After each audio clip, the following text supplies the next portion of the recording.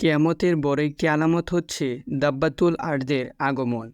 যখন সূর্য পশ্চিম দিকে অতীত হবে তখন মাটির নিচ থেকে একটি প্রাণী বেরিয়ে আসবে এবং মানুষের সাথে কথা বলবে। কিয়ামতের আগে পৃথিবীর ভূপৃষ্ঠ থেকে অদ্ভুত ধরনের একটি প্রাণী বের হবে এবং পুরো পৃথিবীর বিচরণ করবে। এটিকে কিয়ামতের বড় আলামত হিসেবে গণ্য করা হয়। আল্লাহ তাআলা বলেন, এই প্রাণীটি ভূপৃষ্ঠ থেকে বের হবে, অর্থাৎ দাব্বাতুল আর্দ এমন একটা প্রাণী হবে যেটি ভূপৃষ্ঠ থেকে বের হবে। এখন দাব্বাতুল আর্দ কী করবে সে সম্পর্কে জানা যাক। হাদিস থেকে জানা যায়, এই প্রাণীটি যখন আসবে তখন মানুষ দিনের পথ ছেড়ে পাপাচারে লিপ্ত হবে।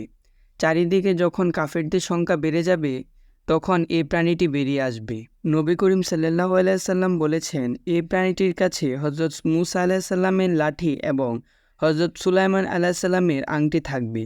হযরত মূসা আলাইহিস সালামের লাঠি দিয়ে মুমিনদের চেহারা সে উজ্জ্বল করে দেবে, আর সুলাইমান আলাইহিস সালামের আংটি দিয়ে কাফেরদের নাকে দাগ কেটে দেবে। হযরত ওমর রাদিয়াল্লাহু তাআলা আনহু বলেন, সাফা পাহাড় ফেটে প্রাণীটি বের হবে। আল্লাহ তাআলা আমাদের দ্বীনের পথে চলার তৌফিক দান করুন। আমিন।